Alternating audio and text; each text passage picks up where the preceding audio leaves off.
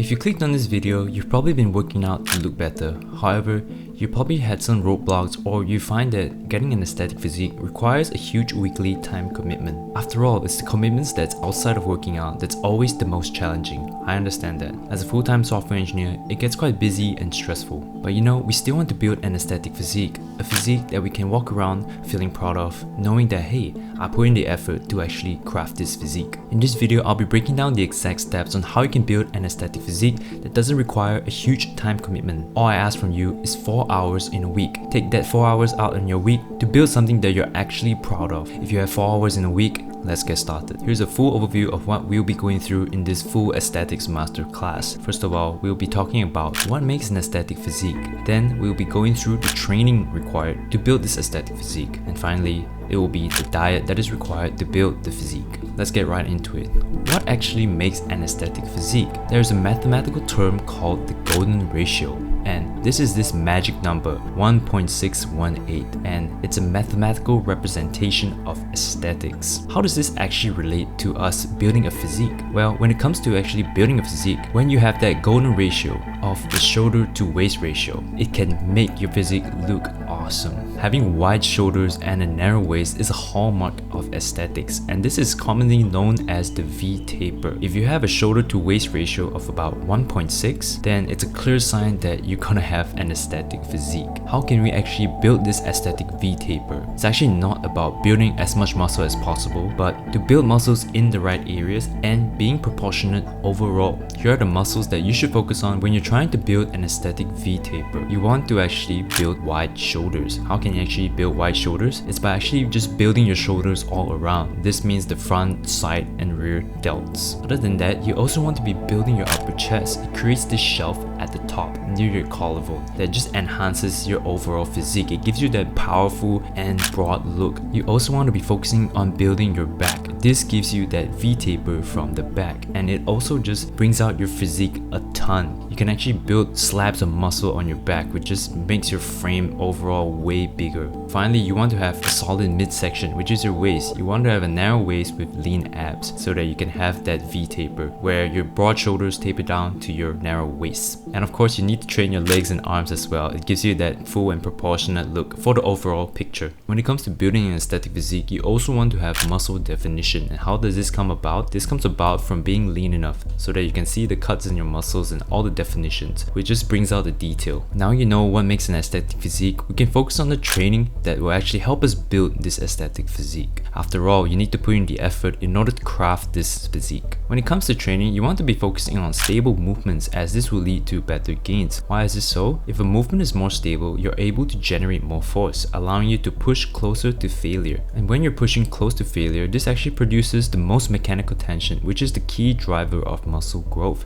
and thus allows you to make better gains. However, if you enjoy doing your free weight movements such as barbell movements, that is also completely fine. One thing to note is that training with machines will also allow for more time to be saved, and this is especially important when you lack time. When you train with machines, you can simply increase the weight by just moving the pin, compared to free weights where you have to go and grab a plate and then put it on the barbell. Barbell movements also require a lot of coordination and skill, and thus you will be warming up more and it will take up more time in your workout. First will be training your shoulders. You want to do a shoulder compound movement. This will be an overall shoulder builder. What you want to focus on is having a slight tuck in your elbows for less shoulder pain if you're experiencing it. A few good movements that you can focus on is the seated Smith shoulder press, machine shoulder press, or just simply a dumbbell or barbell shoulder press. Then we move on to the shoulder isolation movements. This is especially important when you're trying to build your side and rear delts. The side and rear delts give a lot of width and fullness to the shoulder, which is super important when you're trying to build wider shoulders in general. For your side delts, you want to lead with your elbows and raise with your pinkies. A couple of good movements are the cable lateral raise, dumbbell lateral raises,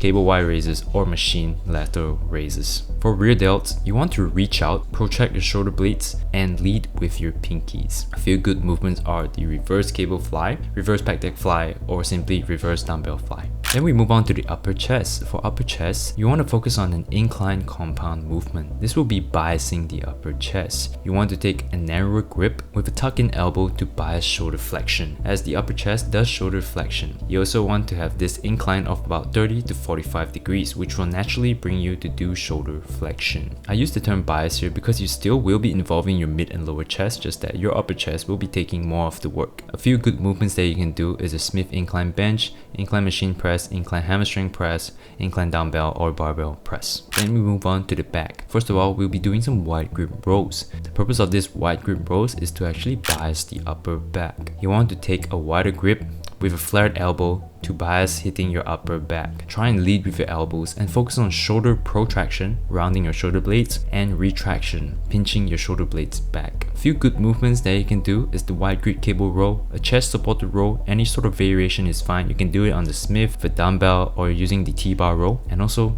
barbell rows if you want. Then we move on to a lat bias compound movement. You want to focus on keeping your chest high with a slight lean back, reducing bicep engagement, and also leading with the elbows. You don't want to use too much of your biceps here, as we're trying to focus on building our back. A couple of good movements are lat pull downs, one arm pull downs, any sort of variation, and any sort of one arm row variation. Then we move on to the abs. In order to build a solid midsection, what you want to focus on when you're working your abs is to actually round your back for upper ab bias movements and rounding your pelvis for lower ab bias movements. A couple of good movements are the cable crunch for your upper abs, decline weighted sit-up for upper abs, decline leg raises for lower abs, hanging captain's chair leg raises for your lower abs. I've actually made a video before on a sample training split that you can follow if you're trying to build an aesthetic physique, and this is the upper lower split. This will be a 4 times a week training, and you can check out a video on the top right hand corner for more information over there. It gives the full guidelines of why I chose the few exercises,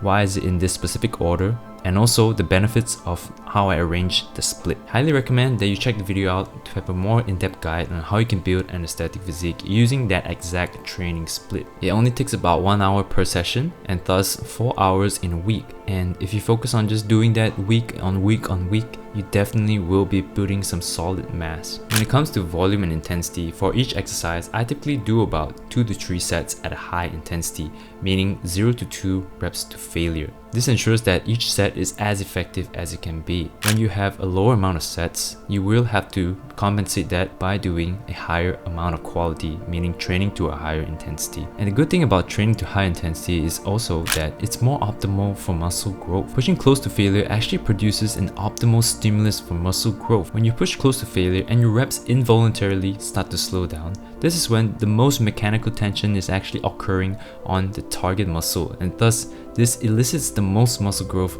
possible. Now let's talk about progressive overload, which is arguably the most important measure of your muscle growth. What is progressive overload? Progressive overload is when you're able to do more weight for a given number of reps or more reps for a given weight at the same intensity, meaning reps to failure, with the same technique, meaning your form doesn't break down and become worse. The ability to progressive overload is actually the result of the adaptations that have occurred as a result of resistance training and the stimulus that we have provided on our muscle. As a result of resistance training, our muscles have increased in size, and thus they are able to then generate more force, which allows us to progressive overload. Now let's talk about the diet side of things. It really depends on what is your current body composition. If you're on the higher body fat side, you want to get leaner through a calorie deficit. This can be done through your diet and also increasing your activity levels. A simple way you can increase your activity levels is just to increase the number of steps that you have throughout the day. I recommend about 10,000 steps a day. It's a really good and easy way to increase the number of calories that you're burning without actually making you feel too hungry. You can also do cardio if you want, but typically I would stick between 30 to 45 minutes of cardio. If you're on the lower body fat side already, that's great. You can either stick to maintenance or just do a lean bulk where you're having a really slight calorie surplus so that it will be more conducive for muscle growth. Either way, you should be focusing on high quality, nutrient dense whole foods. You want to have a high protein intake of roughly 1.6 to 2.2 grams per kg of body weight, focusing on quality proteins such as chicken breast, lean meat, lean beef, pork, and fish. You also want adequate carbohydrates to fuel your training, as you will be doing quite intense training. Also a low to moderate fat intake depending on your body composition currently, because fat is actually quite calorie dense. 1 gram of fat is actually 9 calories, so it can actually have a really big impact on your overall calorie intake for the day. You also want fruits and vegetables for micronutrients, and it also keeps you relatively full if you're trying to get lean. If you want a more in-depth guide on how you can actually lose weight even though you're working a 9 to 5 or being a full-time busy student, you can check out my link down in the description below. Over there I go through really helpful foods that you can eat that allows you to be full while still reaching your weight loss goals.